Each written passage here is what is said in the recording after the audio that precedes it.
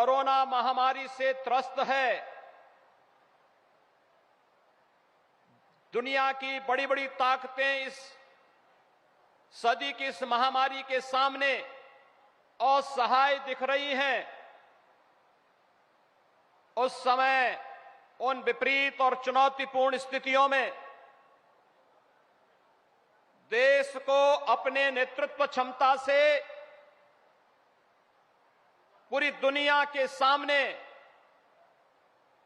अपनी नेतृत्व क्षमता का परिचय देकर दुनिया के सबसे बड़े लोकतंत्र को न केवल कोरोना महामारी से बचाने, भारत के जीवन और जीविका को दुनिया के सामने एक आदर्श स्थिति में रखवाने और पहली बार किसी महामारी के लिए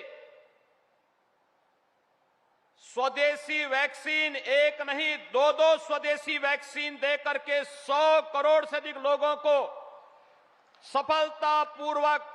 मुफ्त वैक्सीन, सबको वैक्सीन के लक्ष्य को प्राप्त करने के उपरांत इस सिद्धार्थनगर की पावन धरती पर आदरणीय प्रधानमंत्री जी का आगमन हो रहा है। मैं इस अवसर पर आदरणीय प्रधानमंत्री जी का हृदय से अभिनंदन करता हूं, स्वागत करता हूं। भाइयों बहनों, आज का यह कार्यक्रम उत्तर प्रदेश के उन सभी लोगों के लिए जिन्होंने स्वास्थ्य सुविधा क्या होती है, आजादी के पहले तो इसकी कल्पना भी नहीं की जा सकती थी, लेकिन आजादी के बाद भी जो उपेक्षा हुई, जिस स्वास्थ्य सुविधा के अभाव में यहां का मासूम और यहां का नागरिक और समय दम तोड़ता था, पहली बार आजादी के बाद पहली बार इस पीड़ा को अपने संवेदनशील और एक विजनरी नेतृत्व के माध्यम से न केवल समझने बल्कि उसके अनुरूप योजनाएं बना करके कैसे प्रभावी ढंग से लागू करना है, ये 9 मेडिकल कॉलेजेस का एक साथ उद्घाटन का कार्यक्रम इस बात का प्रमाण है। और आज जब उत्तर प्रदेश के सिद्धार्थनगर जनपद में स्वयं प्रधानमंत्री जी की उपस्थिति हुई है, 8 अन्य स्थानों पर इसी प्रकार के कार्यक्रमों में माननीय जनप्रतिनिधियों की उपस्थिति के साथ आदरणीय प्रधानमंत्री जी का संबोधन सुनने का अवसर उन सभी लोगों को प्राप्त होगा, तो सही मायने में स्वास्थ्य सुविधा के अभाव में आजादी के बाद जिन लोगों ने उस समय दम तोड़ा था, उनके प्रति तो श्रद्धांजलि होगी ही, साथ साथ उन लोगों को भी संतुष्टि होगी कि आने वाले समय में कोई भी मासूम और कोई भी नागरिक स्वास्थ्य सुविधा के अभाव में अब दम नहीं तोड़ेगा। भाइयों बहनों, लगता है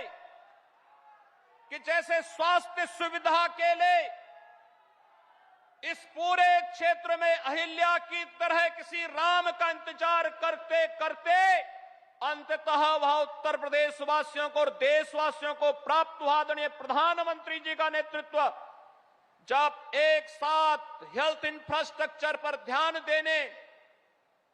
भारत को दुनिया के सामने न केवल एक भारत और श्रेष्ठ भारत बल्कि एक स्वस्थ भारत और समर्थ भारत के रूप में रखने का जो इस समय प्रधानमंत्री मोदी जी के नेतृत्व में वर्तमान में कार्य हो रहा है, वह अभूतपूर्व है, अभिनंदनीय है। और मैं इसके लिए प्रदेश की जनता की ओर से, जनपद सिद्धार्थनगर की इस सभी जनता जनार्दन की ओर से आदरणीय प्रधानमंत्री जी का, माननीय राज्यपाल महोदय का, केंद्रीय स्वास्थ्य परिवार कल्याण उर्वरक एवं रसायन मंत्री डॉक्टर मनसुख भाई जी का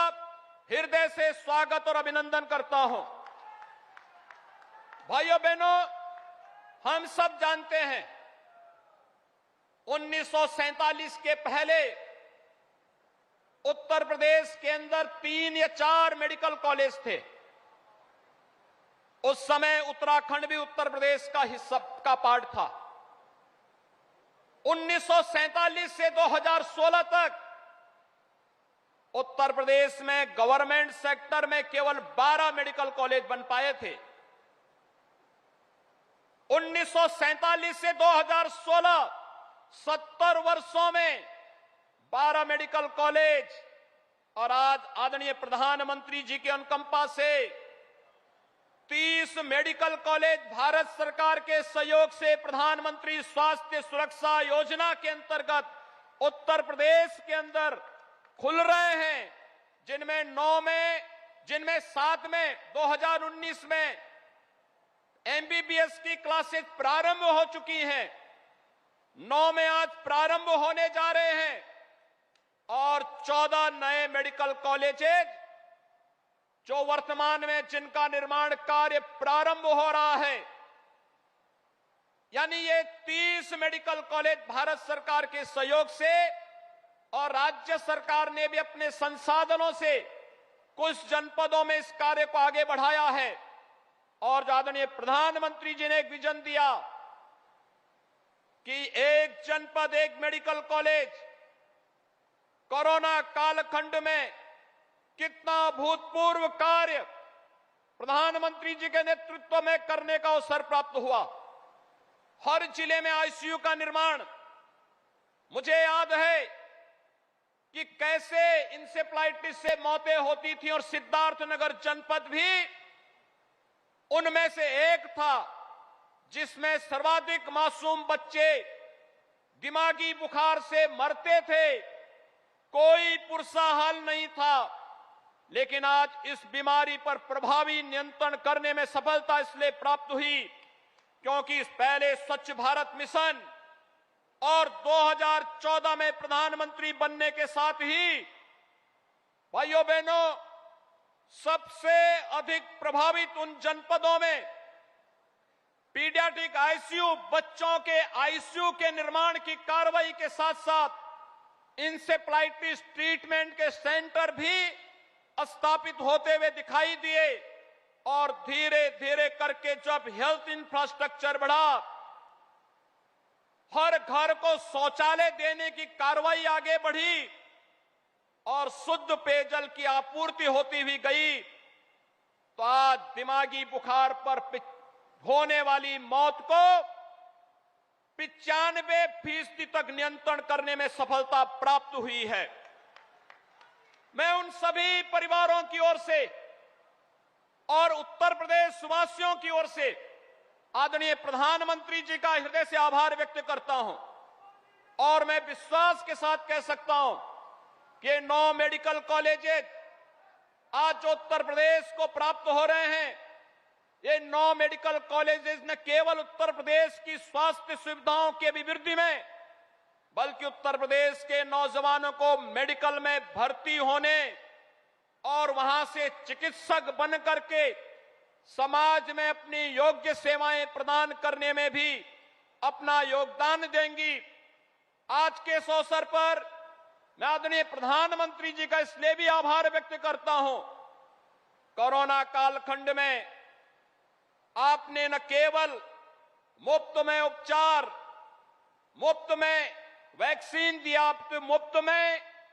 हर व्यक्ति को रोजगार के साथ साथ प्रधानमंत्री अन्न योजना के माध्यम से फ्री में राशन की व्यवस्था भी सभी लोगों के लिए उपलब्ध करवाई। मैं इस अवसर पर एक बार फिर से उत्तर प्रदेश वासियों की ओर से आपका हृदय से आभार व्यक्त करता हूं, अभिनंदन।